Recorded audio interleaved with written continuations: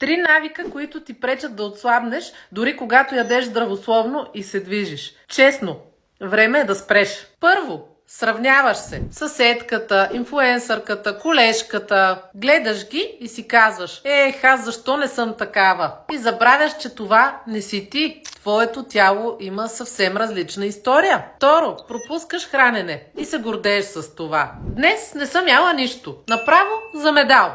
Това не е победа. Това е самосаботаж. И метаболизмът ти не те аплодира за това. Той страда. Трето, насаждаш си вина всеки ден за всичко. Изяда една бисквитка, чувстваш се зле. Пропусна тренировка, пак самообвинения. Спря за 2 дни, значи нищо не мога. Не, женствеността не е режим, тя е отношение. Спри да се мразиш в името на промяната. Истинската трансформация, тя започва с обич. Запази това видео и се върни пак към него, когато отново се забравиш.